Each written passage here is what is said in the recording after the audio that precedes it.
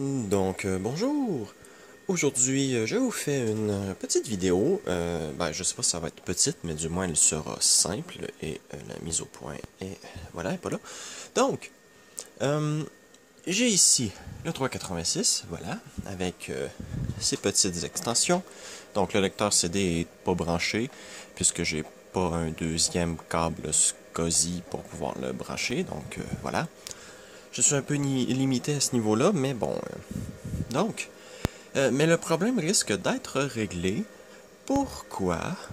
Bien, pour la simple et unique raison que je vais prendre le lecteur que dans le boîtier externe ici et je vais le remplacer par je vais remplacer le disque dur qui est à l'intérieur par celui-là. Donc, là vous allez me dire oui, mais pourquoi? Euh, c'est assez simple.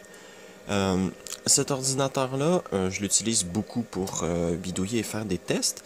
Et vu que j'ai en ma possession 6 disques SideQuest, voilà, je peux facilement juste changer de disque et passer à un autre système d'exploitation complètement.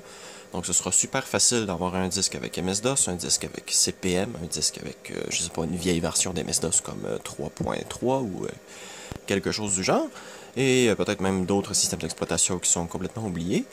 Et ça va me permettre de pouvoir rapidement et facilement faire des tests.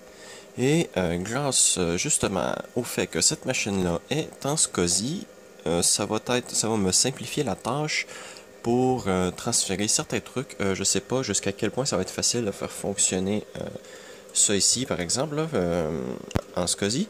J'ai une carte SCSI 25 broches plus récente à l'intérieur, donc je sais pas ce que ça va donner, mais dans tous les cas, ce qu'il faut comprendre, c'est que ça, je vais m'en racheter un autre. Je l'ai pas acheté ce mois-ci parce que j'avais d'autres trucs à acheter et voilà. Soit ce mois prochain ou dans 2 mois, j'en achèterai un autre. Il y a quelqu'un qui les vend neuf sur eBay ou du moins reconditionné.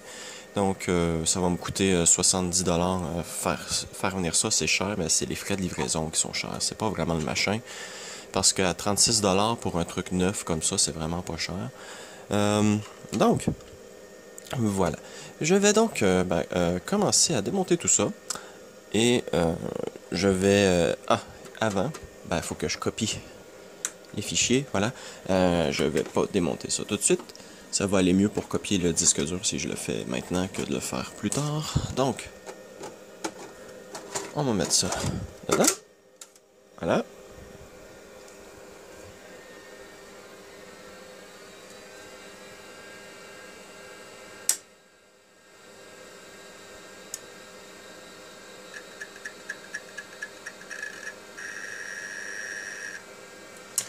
Voilà, on peut démarrer l'ordi.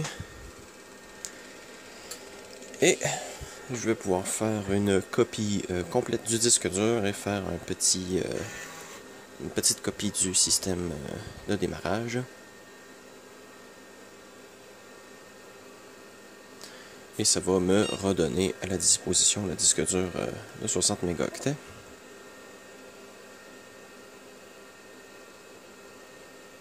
Si ça veut bien démarrer. Voilà.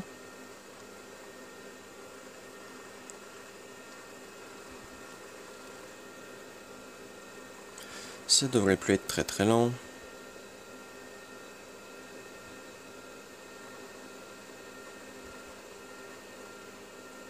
Voilà. Donc, on va faire un petit X juste avant de formater. Donc, format D, 2 points, barre oblique, U, barre oblique, non, Q, voilà. Oui. Donc, on a 42 mégaoctets, c'est pas énorme, mais pour ce genre de machine-là, c'est amplement suffisant, surtout que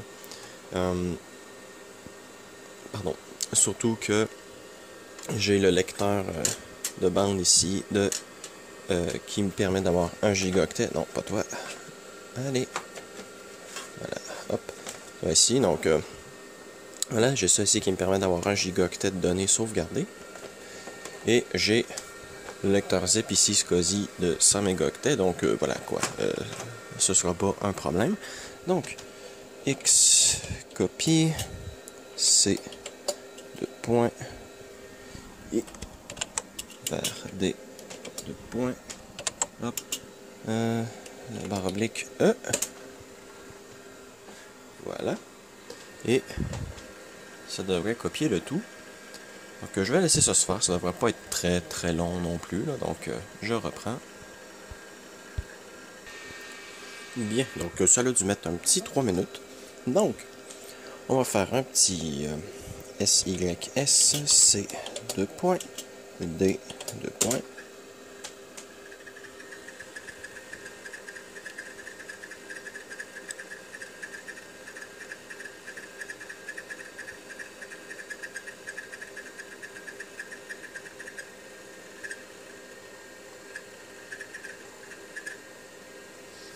Et voilà, les fichiers système sont transférés. Donc, tout ce qui me reste à faire, c'est de démonter tout ça et de mettre le lecteur dans la baie 5 pouces, là où il y a le disque dur. Je peux retirer ça même. Hop. Voilà, ça va enfin me permettre de me débarrasser de ça ici, parce que ça, c'est pas le bon, ça se voit, ça fait pas très bien. Et on a ici le petit disque dur Kohner de 60 mégaoctets.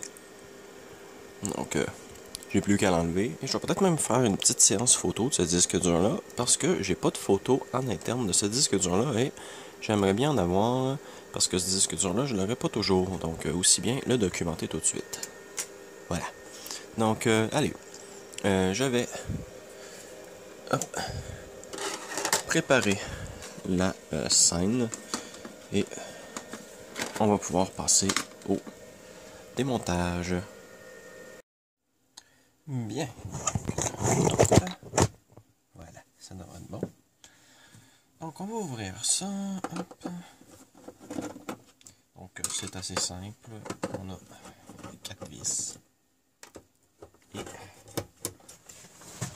là il y a des trucs qui tombent.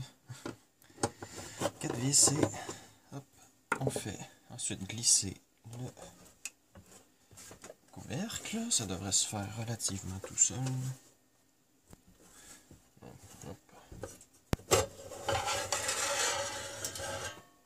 Voilà. Et ça, c'est un boîtier très solide. Le couvercle ne veut pas du tout plier. Donc, c'est un boîtier très très bien gardé, que je pourrais utiliser pour n'importe quoi d'autre qui fonctionne en SCSI et qui prend une baie 525. Et même, je pourrais mettre du 3 pouces et demi si j'ai un convertisseur. Donc, on va retourner encore et on va dévisser les 4 vis ici. Donc, c'est ce qui maintient le lecteur en place.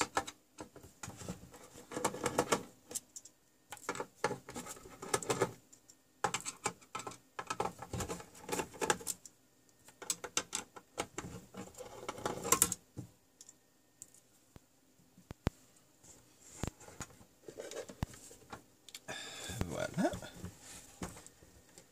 Et on peut commencer à essayer de bouger le tout.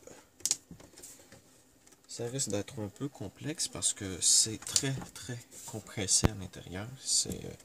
Ils ont vraiment pas perdu de place dans cette boîte.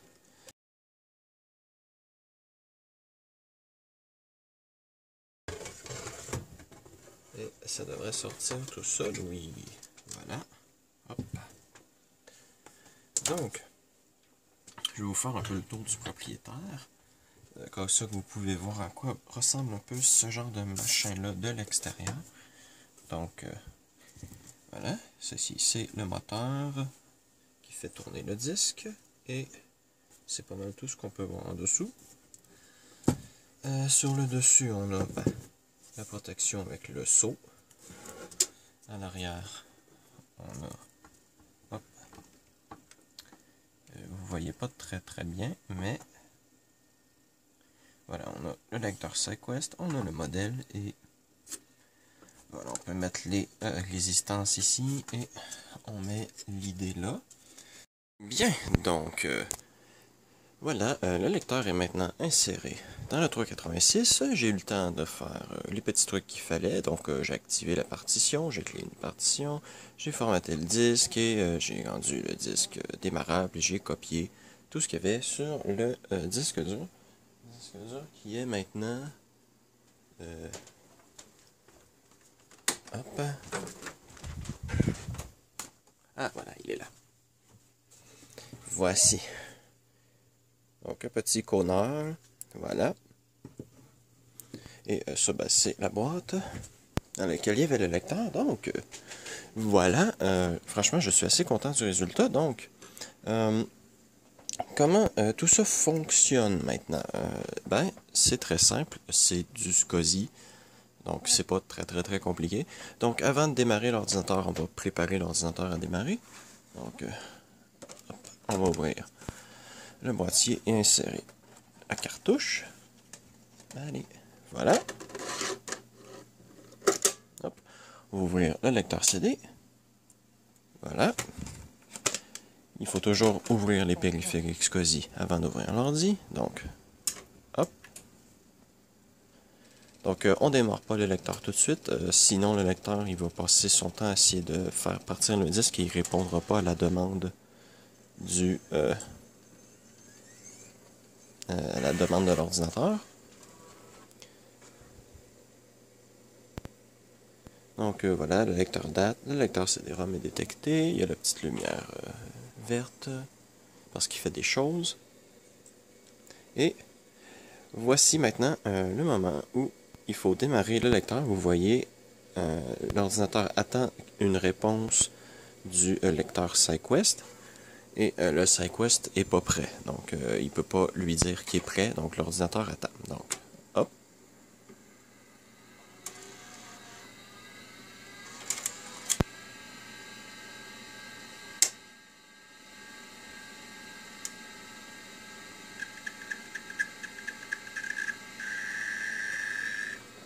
Et voilà, le disque est maintenant mis en disque C à l'adresse 80H.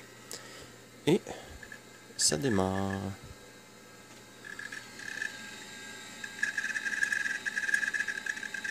Voilà. Donc, ben, voilà, ça c'est très bien. Et, franchement, je suis content de ça pour plusieurs raisons. La première, parce que je peux maintenant changer le disque dur de l'ordinateur. Donc, je peux facilement passer d'un système d'exploitation à l'autre sans problème. Et ces disques-là peuvent être protégés en écriture. Donc, si j'ai quelque chose à faire qui, mettons, je suis pas trop sûr si le truc peut avoir un virus ou quoi que ce soit, j'ai qu'à mettre le disque dur en mode protection en écriture et le lecteur n'écrira rien sur le disque. Donc ça va régler le problème pour ça. Et, ben voilà. Voilà, donc, maintenant on va aller dans les programmes, c'est programme SI. Je vais vous montrer un petit peu la rapidité. Donc, malheureusement, ce lecteur-là étant une technologie qui date des années 80, il est un peu plus lent que le disque dur qu'il y avait dedans, qui lui date du début des années 90. Ça, ces lecteurs-là ont été faits très longtemps, jusque dans les années 90, et peut-être même proche 2000. Le truc, c'est qu'ils les ont jamais rendus plus rapides. Donc, ils sont aussi lents que ce qui était à l'époque. Ce qui veut dire, le manuel dit qu'ils vont jusqu'à 1.2 mégabits seconde maximum. Donc voilà, c'est pas très rapide. Donc, oui, Alt P, voilà. Donc, vitesse du disque. Donc, on va avoir les réponses. Ah, ben voilà. Donc ici, vitesse de transfert, on peut voir qu'on a un petit 564 kHz, ce qui est pas trop mauvais. On est même au-dessus des 1.2 mégabits seconde. Ça, c'est proche du 5. On est proche du 5 mégabits avec ça. Si 10 mégabits, c'est 12.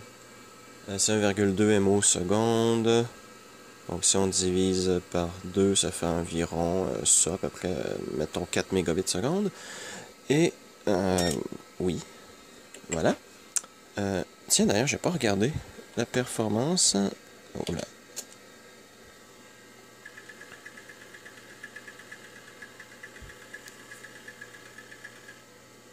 Ok. On est équivalent à un petit compact 386 à 25 MHz, ce qui est, ben, voilà. F. On va voir si j'ai pas un autre programme. CD. Dire. Non, je l'ai pas sous la patte, donc je vais le chercher et je reviens. Bien, donc je crois qu'on peut dire que ça va être à peu près le même résultat. Donc, on a ici 350 kilo octets secondes. Donc voilà. C'est pas magnifique, mais ça fait le travail. Et ce qu'il faut comprendre aussi, c'est que ce lecteur-là n'a que 8 KO de cache, donc c'est très très bas. Donc un petit... comment ça s'appelle déjà? Un programme qui permet de cacher le disque dur sera nécessaire pour ce disque-là. Et ben voilà. Je peux toujours aller dans le BIOS et changer les paramètres, rendre le SCSI plus rapide et aller dans le BIOS de la carte SCSI, essayer de voir si je peux aller plus rapide.